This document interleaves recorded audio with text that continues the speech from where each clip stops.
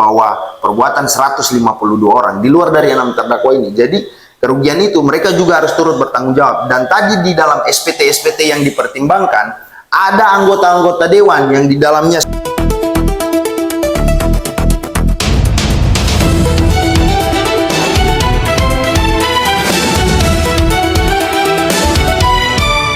terima kasih rekan-rekan media. Jadi sebagaimana yang sudah rekan-rekan media saksikan tadi sendiri, dibacakan pertimbangan-pertimbangan dari majelis hakim terhadap perkara Perjadin ini, perjalanan dinas tahun anggaran 2022 dan 2023 di DPRD Kota Bitung, bahwa pada intinya klien kami sudah dijatuhi hukuman pidana dengan uang pengganti yang dibebankan kepada mereka itu sesuai dengan hasil audit BPKP.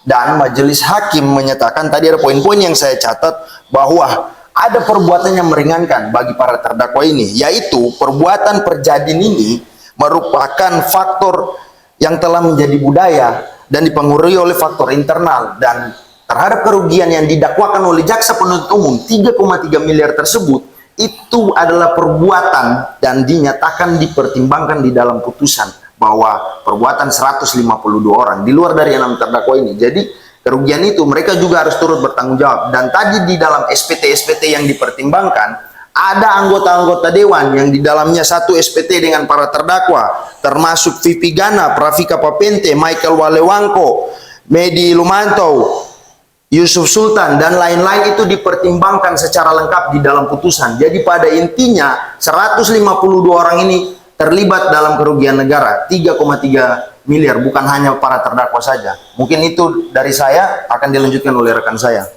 Kami mengucapkan terima kasih kepada Pengadilan Negeri Manado yang sudah memutus perkara ini dengan objektif yang sebaik-baik mungkin, di mana memang fakta-fakta di dalam persidangan yang terungkap bahwa perbuatan korupsi dalam hal ini mengakibatkan kerugian negara 3,3 miliar itu merupakan perbuatan yang kolektif. Maka daripada itu kami mendukung pihak kejaksaan. Ini sudah menerang, ini sudah dituangkan dalam putusan. Silakan lakukan upaya hukum kepada pihak-pihak yang bertanggung jawab terhadap kerugian negara. Jangan ada tebang pilih dalam perkara ini.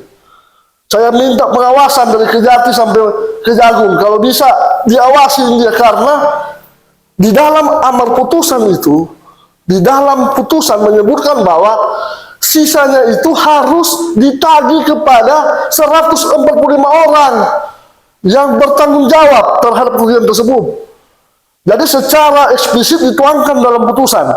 Jadi sudah tidak ada lagi mau bilang ini adalah otak pelaku, ini adalah perbuatan pasif, tidak ada. Semua kolektif. Semua uang itu yang dikategorikan kerugian negara itu masuk ke rekening pribadi, memperkaya diri sendiri. Jadi sudah tidak ada lagi yang mau bilang itu kepalanya para terdakwa, tidak ada. Semua sama. Kami mendukung pihak kejaksaan, sekarang sudah terang benderang, sudah tidak ada alasan lagi. Pembayaran TGR bukan menghilangkan unsur pidana, apalagi tindak pidana korupsi.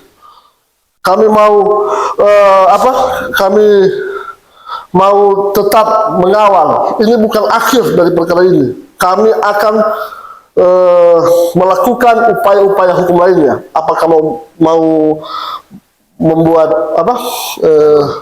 pengaduan baru, karena sudah jelas.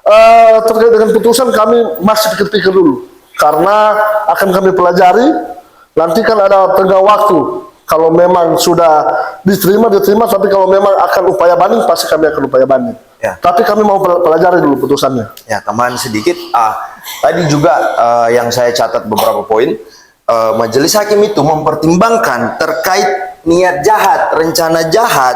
Ini adalah niat yang sama, yang sejenis, bukan secara terpisah-pisah, terdapat hubungan erat dan perbuatan lainnya. Artinya ini adalah kehendak yang sama yang didasarkan pada suatu kesepakatan terhadap melakukan markup hotel dan lain sebagainya, yang sebagaimana tadi sudah rekan-rekan dengar yang dipertimbangkan di dalam pertimbangan di putusan. Jadi ini sebagaimana yang rekan saya katakan, bahwa tidak ada lagi yang mengatakan bahwa mereka ke-6 ini adalah aktor. Ini adalah perbuatan kolektif Itu saja yang harus kami tekankan. Sekali lagi, ini adalah perbuatan kolektif, perbuatan secara bersama-sama, dan unsur turut serta yang menyuruh melakukan itu dipertimbangkan tadi.